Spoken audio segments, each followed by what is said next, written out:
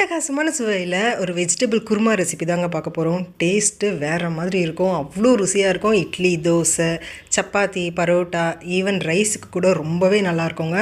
Miss பண்ணாமல் இதை try பண்ணி பார்த்துருங்க. அடிக்கடி செய்வீங்க வீட்டில். அந்தளவுக்கு ரொம்பவே நல்லாயிருக்கும். செய்கிறதும் ரொம்ப சிம்பிள் தாங்க. ஒரு 30 மினிட்ஸில் செஞ்சு முடிச்சிடலாம். மிஸ் பண்ணாமல் ட்ரை பண்ணி பாருங்கள். வீடியோவை சேவ் பண்ணி வச்சுக்கோங்க. எப்படி செய்கிறதுன்னு பார்க்கலாம் வாங்க. இதுக்கு முதல்ல கடாயில் 2 டீஸ்பூன் அளவுக்கு எண்ணெய் சேர்த்துக்கோங்க. எண்ணெய் காஞ்சதும் 2 பெரிய வெங்காயத்தை இது போல் நீளமாக நறுக்கிட்டு சேர்த்துக்கோங்க. லோ ஃப்ளேமில் வச்சுக்கோங்க. இப்போ இது கூடவே ஒரு 6 பல் பூண்டு சேர்த்துக்கோங்க.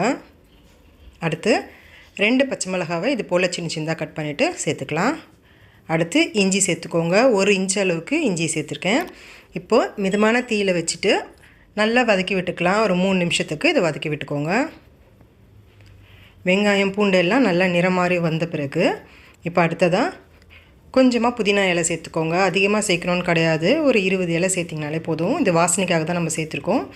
அடுத்ததாக ஒரு 7-8 முந்திரி சேர்த்துக்கோங்க. இது ஆப்ஷனல் தான். உங்கள்கிட்ட முந்திரி இருந்துச்சுன்னா சேர்த்துக்கலாம். இல்லைன்னா நீங்கள் தேங்காய் கூட கொஞ்சமாக ஒரு 1/4 கப் அளவுக்கு தேங்காய் சேர்த்துக்கோங்க. அதிகமாக தேங்காய் சேர்த்துறாதீங்க, டேஸ்ட்டு மாறி போயிடும். இதை ஒரு 2 நிமிஷத்துக்கு மிதமான தீயில் கலந்து விட்ட பிறகு தக்காளி சேர்த்துக்கலாம்.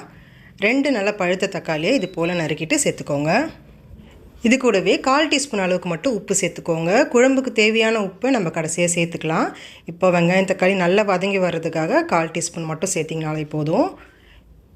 இப்போ ஒரு 2 நிமிஷத்துக்கு இது நல்லா வதக்கி விட்டிங்கன்னா தக்காளி நல்லா பாதி அளவுக்கு வெந்து வந்துடுங்க. இப்போ இது நல்லா ஆற வச்சிடலாம். ஆற வச்சுட்டு மிக்ஸர் ஜாருக்கு மாற்றிக்கோங்க. தண்ணி எதுவும் சேர்க்காமல் இது நல்லா அரைச்சி எடுத்துக்கோங்க. நல்ல ஸ்மூத் பேஸ்ட்டாக இது போல் அரைச்சி எடுத்து வச்சுக்கலாம். இப்போ குக்கர் வச்சுக்கோங்க. குக்கரில் ஒரு 4 டீஸ்பூன் அளவுக்கு எண்ணெய் சேர்த்துக்கோங்க. எண்ணெய் காஞ்சதும் 2 பிரிஞ்சி இலை சேர்த்துக்கோங்க.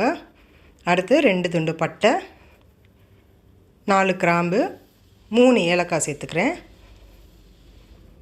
அடுத்து கொஞ்சமாக கல்பாசி சேர்த்துக்கோங்க. இந்த குருமாவுக்கு நீங்கள் கல்பாசி சேர்த்திங்கன்னா தான் சரியான டேஸ்ட்டும் ஸ்மெல்லும் உங்களுக்கு கிடைக்கும். அதனால் மிஸ் பண்ணாமல் கல்பாசி சேர்த்துக்கோங்க. இப்போ இது லேசாக கலந்து விட்ட பிறகு ஒரு பெரிய சைஸ் வெங்காயத்தை நல்லா பொடியாக நறுக்கிட்டு சேர்த்துக்கலாம். இப்போ வெங்காயம் நல்லா கண்ணாடி பதம் வரணும். அந்தளவுக்கு நல்லா வதக்கி விட்டுக்கோங்க. ஒரு 3 நிமிஷத்துக்கு வதக்கி விட்டுக்கலாம். அடுத்ததாக ஒரு பெரிய சைஸ் தக்காளியை நல்லா மிக்ஸர் ஜாரில் சேர்த்துட்டு நல்லா ஸ்மூத் பேஸ்ட்டாக அரைச்சிட்டு சேர்த்துக்கோங்க. இப்போ இது நல்லா கலந்து விட்டுக்கோங்க. ஒரு 2 நிமிஷத்துக்கு எண்ணெய் பிரிஞ்சு வர அளவுக்கு நல்லா வதக்கி விட்டுக்கலாம். அடுத்ததாக நம்ம அரைச்சி வச்சுருக்க மசாலாவை சேர்த்துக்கோங்க. சேர்த்துட்டு 1 நிமிஷத்துக்கு இது நல்லா கலந்து விடலாம். மீடியம் ஃப்ளேமில் வச்சு கலந்து விடுங்க. இது நம்ம ஏற்கனவே நல்லா வதக்கிட்டு அதுக்கப்புறம் அரைச்சிருக்கோங்க. அதனால் ரொம்ப நேரம் வதக்கணும்னு அவசியம் கிடையாது. ஒரு நிமிஷத்துக்கு இது கலந்து விட்டிங்கனாலே போதும். அடுத்து 1 கப் அளவுக்கு தண்ணி சேர்த்துக்கோங்க. நான் மிக்ஸர் ஜாரில் தண்ணியை சேர்த்து அது கூட சேர்த்துருக்கேன். இப்போ இது கலந்து விட்டுக்கலாம். இது ஒரு 1 நிமிஷத்துக்கு மட்டும் கொதி வந்துச்சுனாலே போதுங்க. ரொம்ப நேரம் கொதிக்க வைக்கணும்னு கிடையாது. அடுத்து ஒரு 3 உருளைக்கிழங்க தோல் உரிச்சிட்டு இது போல் பெருசு பெருசாக கட் பண்ணிவிட்டு சேர்த்துக்கிறேன். அடுத்து ஃப்ரெஷ்ஷான பச்சை பட்டாணி சேர்த்துருக்கேங்க. ஒரு 100 கிராம் அளவுக்கு இருக்கும். நீங்கள் காஞ்ச பட்டாணி சேர்க்குறதா இருந்தால் 4லேருந்து 5 மணி நேரத்துக்கு நல்லா ஊற வச்சுட்டு சேர்த்துக்கோங்க. அடுத்து ஒரு 150 கிராம் அளவுக்கு காலிஃப்ளவர் சேர்த்துருக்கேங்க. 1 நிமிஷத்துக்கு நல்லா கொதிக்க வச்சுட்டு தண்ணியில் இது அதுக்கப்புறம் நான் சேர்த்துக்கிறேன். இப்போ இதை நல்லா கலந்து விட்டுக்கோங்க. நான் இந்த குழம்புல சேர்த்துருக்க அளவுகள் எல்லாமே தாராளமாக வீட்டில் 7லேருந்து 8 பேர் அளவுக்கு சாப்பிட்லாங்க. அந்த அளவுக்கான அளவுகளை தான் நான் சேர்த்துருக்கேன். இப்போ நல்லா கலந்து விட்ட பிறகு தேவையான அளவுக்கு உப்பு சேர்த்துக்கோங்க. நம்ம ஏற்கனவே 1/4 டீஸ்பூன் உப்பு மசாலாவில் சேர்த்துருக்கோம். அதனால் இப்போ 3/4 டீஸ்பூன் அளவுக்கு உப்பு சேர்த்துக்கோங்க. அடுத்து வெறும் மிளகாய்த்தூள் 1 டீஸ்பூன் அளவுக்கு சேர்த்துருக்கேன். ஏற்கனவே பச்சை மிளகாய் 2 சேர்த்துருக்கோங்க. அதனால் காரத்துக்கு ஏற்றது போல் கொஞ்சமாகவோ அதிகமாகவோ சேர்த்துக்கோங்க. இது கூடவே 1/2 டீஸ்பூன் அளவுக்கு மல்லித்தூள் சேர்த்துக்கலாம். சேர்த்துட்டு இப்போ இது நல்லா கலந்து விட்டுக்கோங்க. நீங்கள் உருளைக்கிழங்கு சேர்க்க வேண்டாம்னு நினச்சிங்கன்னா காளான் இல்லைனா பேபிகார்ன், பீன்ஸ், கேரட்னு நீங்கள் வெஜிடபிள்ஸ் எது வேணாலும் சேர்த்துக்கலாங்க. இப்போ இது நல்லா கலந்து விட்ட பிறகு 2 கப் அளவுக்கு தண்ணி சேர்த்துக்கோங்க. சேர்த்துட்டு நல்லா கலந்து விட்டுக்கலாம். குழம்பு நல்லா ஆறி வரும்போது உங்களுக்கு திக்கான பதத்துக்கு மாறி வரும்.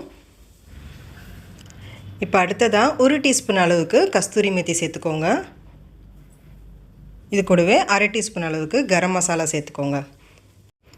இந்த குருமாக்கு கஸ்தூரி மேத்தியும் கல்பாசியும் தாங்க டேஸ்ட் ரொம்பவே நம்மளுக்கு கொடுக்கும்.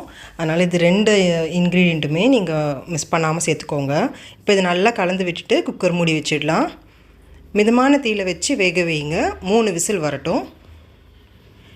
இப்போ ஸ்டீம் இறங்கின பிறகு பாருங்கள், கம கமன்னு இந்த குருமா அவ்வளோ வாசனையாக இருக்கும். வீட்டு ஃபுல்லாக பொடியாக நறுக்கின கொத்தமல்லி தூவிட்டு கலந்து விட்டுடுங்க. அவ்வளோதாங்க, ரொம்பவே ருசியாக இருக்கும். நீங்கள் ஒரு தடவை ட்ரை பண்ணி பார்த்துட்டு எப்படி இருந்துச்சின்னு சொல்லுங்கள். இட்லி, தோசை, சப்பாத்தி, பரோட்டா, நான், சாதத்துக்கு கூட ரொம்பவே நல்லாயிருக்குங்க. இந்த வீடியோ உங்களுக்கு பிடிச்சிருந்துச்சுன்னா லைக் பண்ணுங்கள். உங்கள் ஃப்ரெண்ட்ஸ் அண்ட் ஃபேமிலி கூட நிறைய ஷேர் பண்ணிக்கோங்க. அப்படியே அம்மாடி கிச்சனுக்கு சப்ஸ்கிரைப் பண்ணிக்கோங்க. Thank you friends.